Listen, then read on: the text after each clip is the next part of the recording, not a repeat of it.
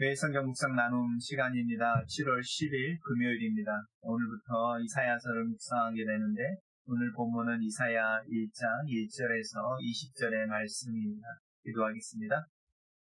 살아계신 하나님, 하나님의 말씀 앞에 서 있습니다. 하나님 말씀을 사모하게 하시고 그 말씀 앞에 침묵하게 하는 이 시간을 감사하고 또 주님의 축복을 기도합니다.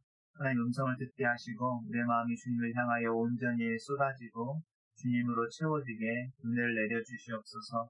예수님 이름으로 기도합니다. 아멘. 본문 읽겠습니다. 유다 왕 우시야와 요담과 아하스와 히스기야 시대에 아모스의 아들 이사야가 유다와 예루살렘에 관하여 본 계시라.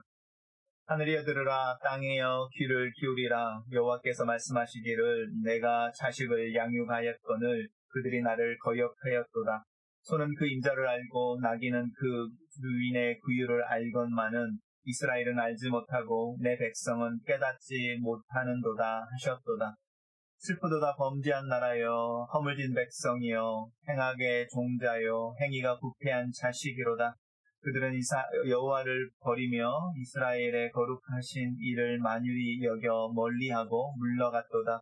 너희가 어찌하여 매를 더 맞으려고 패역을 거듭하느냐. 온 머리는 병들었고 그 마음은 피곤하였으며 발바닥에서 머리까지 성한 곳이 없어 상한 것과 터진 것과 새로 맞은 흔적뿐인 것을 그것을 짜며 싸매며 기름으로 부드럽게 함을 받지 못하였도다. 너희의 땅은 황폐하였고 너희의 성읍은 불에 탔으며 너희의 토지는 너희의 목전에서 이방인에게 삼켜졌으며 이방인에게 파괴됨 같이 황폐하였고 딸 시온은 포도원의 망대같이 참외밭의 원두막같이 에워싸인 성읍같이 겨우 남았도다. 만군의 여호와께서 우리를 위하여 생존자를 조금 남겨두지 아니하셨다면 우리가 소돔 같고 고모라 같았으리로다. 너희 소돔의 고모는 관원들아, 여호와의 말씀을 들을지어다. 너희 고모라의 백성아, 우리 하나님의 법에 귀를 기울일지어다. 여호와께서 말씀하시되 너희의 무수한 재물이 내게 무엇이 유익이뇨. 나는 숫양의 번제와 살찐 짐승의 기름에 배불렀고 나는 수송아지나 어린 양이나 순염소의 피를 기뻐하지 아니하노라. 너희가 내 앞에서 보이러 오니 이것을 누가 너희에게 요구하였느냐. 내 마당만 밟을 뿐이니라. 헛된 재물을 다시 가지고 오지 말라. 분양은 내가 가증히 여기는 것 하여 월삭과 안식일과 교회로 모이는 것도 그러하니 성회와 아울러 악을 행하는 것을 내가 견디지 못하겠노라. 내 마음이 너희의 월삭과 정한 절기를 싫어하나니 그것이 내게 무거운 짐이라. 내가 지기에 곤비하였느니라. 너희가 손을 펼 때에 내가 내 눈을 너희에게서 가리고 너희가 많이 기도할지라도 내가 듣지 아니하리니 이는 너희의 손에 피가 가득함이라. 너희는 스스로 씻으며 스스로 깨끗하게 하여 내 목전에서 악한 행실을 버리고 행악을 그치고 선을 배우며 정의를 구하며 학대받는 자들을 도와주고 고아를 위하여 신원하며 과부를 위하여 변호하라 하셨느니라. 여호와께서 말씀하시되 오라 우리가 서로 변론하자. 너희의 죄가 주홍 같을지라도 눈같이 희어질 것이요 진홍같이 붉을지라도 양털같이 희게 되리라. 너희가 즐겨 순종하면 땅의 아름다운 소산을 먹을 것이요 너희가 거절하여 배반하면 칼에 삼켜지리라. 여호와의 입의 말씀이니라. 오늘 본문은 5개로 단락이 나뉘어지는데요. 단락별로 한번 살펴보겠습니다. 첫 번째 단락은 이사야에 대한 간단한 설명입니다. 유다 왕 우시야와 요담과 아하스와 히스기야 시대에 아모스의 아들 이사야가 유다와 예루살렘에 관하여 본 계시라. 하나님께서 하나님 하시는 일과 또 하나님의 마음을 하나님 선택한 이들 통하여 알리시는 것이 우리에게는 은혜인 것을 믿습니다. 우시야에서 히스기야 4명의 왕이고요. 지금 1장에서 이야기하고 있는 오늘 본문이 정확하게 어떤 부분인지 그것이 우시야의 시대는 아닌 것은 분명합니다. 오히려 오늘 본문을 조금 더 나중에 살펴보면 그 상황들을 더 잘 알 수 있을 것 같습니다. 이사야를 통해 주신 우시아에서 히스기야 시대까지 남유다를 향한 여호와의 말씀입니다. 두 번째 단락은 이제 이사야가 하나님 말씀을 선포하는 부분인데요. 하늘이여 들으라, 땅이여 귀를 기울이라. 성경은 자연과 온 우주를 증인으로 불러 세울 때 특별히 하나님의 법정에서 증인들을 세우는 것처럼 이 표현을 자주 씁니다. 하늘이여 들으라, 땅이여 귀를 기울이라. 자연계의 모든 피조물들 앞에서 하나님이 하나님의 백성들과 함께 논쟁하고 또 그들을 설득하려고 할 때 자연을 증인으로 세우는 표현인데요. 우리들의 주의를 어떤 집중시키는 부름이라고도 할 수 있습니다. 내 자식을 양육하였거늘 그들이 나를 거역하였도다. 이것이 부모의 가장 큰 슬픔 중에 하나죠. 소는 그 임자를 알고 나귀는 그 주인의 부유를 알건만은 짐승반도 못한 하나님의 백성, 또 그 백성을 바라보는 어떤 부모로서의 슬픔, 이런 부분에 대해서 하나님이 말씀하고 계십니다. 하나님의 사랑을 받고도 하나님을 알지 못하는 이스라엘을 향하여 하나님이 탄식하신다. 세 번째 단락입니다. 슬프도다. 범죄한 나라여, 허물어진 백성이여, 행악의 종자여, 행위가 부패한 자식이로다. 그들이 여호와를 버리며 이스라엘의 거룩한 일을 만유리 여겨 멀리하고 물러갔도다. 너희가 어찌하여 매를 더 맞으려고 폐역을 거듭하느냐. 머리는 병들었고 온 마음은 피곤하였으며 발바닥에서 머리까지 성한 곳이 없어 상한 것과 터진 것과 새로 맞은 흔적뿐이거늘 그것을 짜매며 싸매며 기름으로 부드럽게 함을 받지 못하였도다. 지금 현재 이사야서가 기록되어지고 사역이 시작되어지는 상황에 대해서 특별히 이야기를 하고 있는데 어떤 징계가 임했고 이스라엘 백성들 안에 큰 어려움이 있었다는 건데 그럼에도 불구하고 그것들을 깨닫지 못하고 하나님께 돌아오지 못하는 모습인 거죠. 짜매며 싸매며 기름으로 부드럽게 함을 얻지 못했다. 이 말은요. 치유와 위로가 없다 이런 뜻이죠. 너의 땅은 황폐하였고 너희의 성읍들은 불탔으며 그래서 오늘 본문을 잘 살펴보시면 아수르에 의해서 이미 침공당했던 어떤 전쟁에 의해서 상황들이 굉장히 열악한 상황에 근거해서 오늘 본문이 선포되어지고 있습니다. 이제 하나님께서 우리를 위하여 생존자를 조금 남겨두지 아니하셨다면 우리가 소돔 같고 고모라 같았어요. 사실 소돔과 고모라에서 생존했다고 하는 이들은 한 명도 없는 거죠. 롯의 가족들 말고는.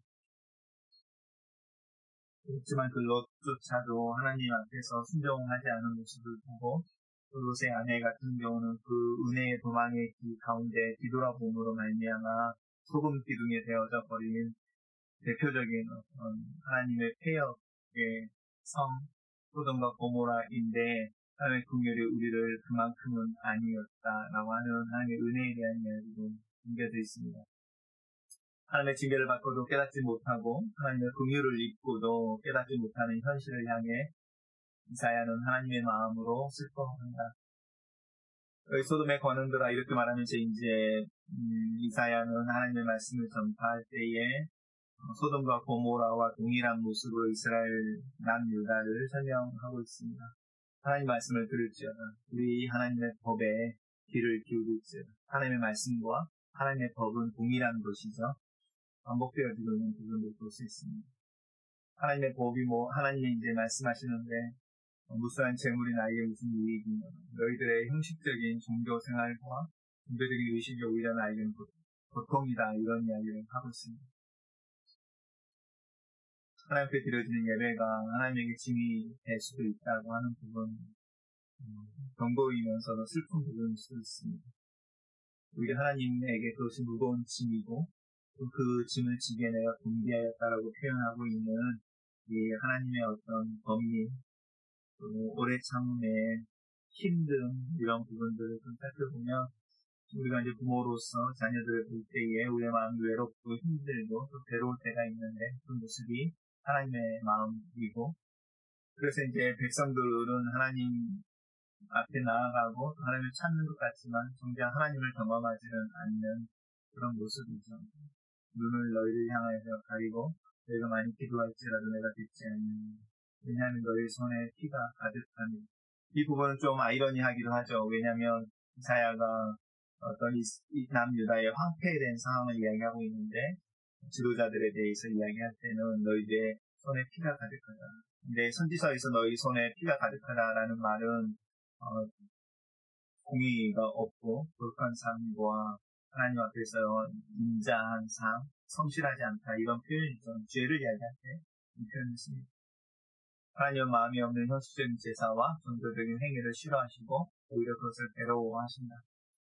마지막 부분입니다. 너희는 스스로 씻으며 스스로 깨끗게 하여 내 목전에서 너희의 악한 행실을 버리며 행악을 그치고 선을 배우며 정의를 구하며 학대받는 자를 도와주고 부활을 위하여 신원하며 과부를 위하여 변호하라 하셨다라고 하는 부분입니다.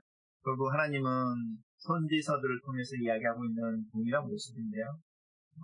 인자를 사랑하고 공의를 행하고 하나님의 변선이 동행하는 것이다 라고 하는 부분이 오늘 본문에도 동일하게 나타납니다. 여호와께서 말씀하시기를 우리가 서로 변론하자라고 말하고 있는데 이 변론하자라고 하는 부분들 속에 하나님의 부르심 가운데서 내 앞에 나와서 너희들의 잘못과 또 내 마음에 대해서 서로 이야기하고 그것들을 받아들이는 모습에 대한 이야기를 하고 있습니다. 그럴 때 이 하나님의 용서와 회복이 있고 너희가 즐겨 순종하면이라고 말하는 이 순종의 결과에 대해서 하나님이 이야기하고 있습니다. 스스로 회개하며 악한 행실을 버리고 선을 배우며 정의를 구하고 악한 자를 위하라. 하나님의 뜻을 행할 때 죄가 사해지며 순종할 때 복이 있다. 묵상 포인트입니다. 이사를 통해 주신 우시아에서 히스기야 시대까지 남유다를 향한 하나님의 말씀입니다. 하나님은 자신이 행하는 일을 그 마음에 품은 계획을 알리시는 분이다. 하나님께서는 이사야를 선택하셔서 자기의 마음과 자신의 말을 전하게 하셨다. 하나님의 마음을 아는 것과 그 마음을 따라 사는 것과 그 말씀을 전하는 것이 하나가 되어 드러나는 신실한 신자, 목자의 삶을 살게 되기를 기도한다. 내 시대 내 상황 속에서도 나와 우리를 향한 하나님의 마음을 알 수 있고 깨어날 수 있기를 기도합니다. 두 번째 묵상 포인트입니다. 하나님의 사랑을 받고도 하나님을 알지 못하는 이스라엘 백성들을 향한 하나님의 탄식에 대한 부분인데요. 하늘과 땅을 증인으로 부름을 받고 있다. 이 자녀는 오히려 하나님께 순종하며 하나님의 정하신 법과 은약 안에서 행동한다. 내 마음도 하나님의 법에 민감하다. 더 생겨나게. 짐승반도 못하는 말이 있다. 하나님의 은혜를 알고도 그 사랑을 알고도 반응하지 못하는 내 모습이 자주 이 짐승반도 못하다라는 말에 해당될 때가 있다. 이스라엘 백성들보다 더 귀한 은혜를 받고도 변화하지 않고 성장하지 않은 내 모습을 그 모습 속에서 하나님을 알되 영화롭게 하지 않은 죄의 핵심을 본다. 하나님을 징계받고도 깨닫지 못하고 하나님의 긍휼을 알고도 깨닫지 못하는 현실을 향한 이사야의 슬픔입니다. 이사야처럼 하나님 마음을 이해할 수 있을까? 하나님이 슬퍼하시는 것처럼 슬퍼하고 하나님 기뻐하시는 이유로 기뻐할 수 있을까? 하나님의 마음의 민감함, 하나님의 뜻을, 하나님의 마음을 구별할 수 있을까? 내 자신이 변하지 않는 것과 함께 말씀을 공부하고 신앙생활하는 이들의 더딘 성장에 하나님의 마음을 품어본다. 문제는 성장의 더딘이 아니라 하나님으로부터 멀리 있으면서도 그것을 깨닫지 못하는 무지함이 아닐까 싶다. 매를 맞으면서도 깨닫지 못하는, 잘못을 깨닫지 못하는 아이처럼 하나님 앞에서 그런 어리석은 모습으로 서 있지 않게 하소서. 하나님의 가르치심과 깨우심이 있을 때 그 상황 속에 하나님의 웨이크업에 반응하고 그것을 잘 알아차리는 영적인 민감함을 허락하소서. 오늘 하루도 나로 하여금 살게 하시고 죄악 가운데서 소멸되지 않게 하시는 하나님의 긍휼에 대해서 감사합니다. 하나님은 마음에 없는 형식적인 제사, 종교적인 행위를 싫어하시고 괴로워하십니다. 내 마음이 실리지 않은 타인의 시선이 의식된 경건의 모양을 갖출 때가 있다. 마음에서 우러나지 않는 행위가 하나님 앞에서 무슨 의미가 있을까? 여전히 예배하고 여전히 말씀을 읽고 묵상하며 여전히 기도하지만 내 마음은 하나님을 향하고 하나님을 향해 걷고 있는 것일까? 코빅-19의 상황 속에서 난 여전히 하나님을 향하여 진실하게 서 있는가? 나를 인도하여 하나님께 나아가고 또 드리는 예배는 하나님을 기쁘게 하고 있는 것일까? 내 연약함이 다른 교우들이 하나님께 나아가는 것을 가로막거나 방해하고 있는 것은 아닐까? 앞에 서 있는 자녀를 보는 것이 부모에게 기쁨이어야 하는데 오히려 괴로움과 짐이 되는 상황은 어떤 것일까? 그 부모의 마음은 어떨까? 나의 하나님을 향한 태도나 종교적인 일들이 오히려 하나님께 견디지 못하는 무거운 짐이 되지 않기를 기도합니다. 스스로 회개하여 악한 행실을 버리고 선을 배우고 정의를 구하고 악을 약한 자를 위하라. 하나님의 뜻을 행할 때에 죄가 사해지며 순종할 때 복이 있다. 베드로가 말하는 것처럼 행실을 보시는 하나님, 그 하나님의 보기를 원하시는 것은 자기 백성들이 겸손하게 하나님의 의품들 앞에 자신들을 내려놓으며 타인들을 향하여 겸손함과 정의로운 모습으로 하나님께 순종하고 필요가 있는 자들의 필요를 채워주기 위해 수고하는 삶이다. 신앙생활에서 하나님의 말씀은 이 본질에 다 있는가. 하루를 살면서 붙잡는 하나님의 말씀의 원리가 내 삶에서 실천되어지고 내 삶이 말씀으로 세워지며 이 세상과 구별되어지는 거룩한 삶이길 원한다. 내 가정, 내 교회 또한 하나님의 말씀에 순종하여 악한 자들을 멀리하고 약한 자들을 돕고 서로를 향하여 마땅히 취할 겸손과 낮게 구하는 모습, 취할 제스처를 취하게 하소서. 글로 쓰는 기도입니다. 타락하고 변하지 않는 백성을 바라보시는 하나님의 슬픔과 그 슬픔에 공감하는 이사야의 눈물이 나와 하나님 사이에도 있기를 원합니다. 따로 짐승받도 못한 신앙의 삶을 살지 않도록 공경과 경고의 음성에 민감하게 하소서. 하나님이 코로나의 상황 속에서 내 마음을 겸비하고 겸손하게 합니다. 내 마음이 성령으로 죄에 대해서 민감하고 죄에 대해 단호하게 하시고 하나님의 말씀에 순전하며 그 법을 사모하게 하소서. 오늘 하루 또 이 시간이 하나님의 긍휼의 때인 것을 믿고 감사합니다.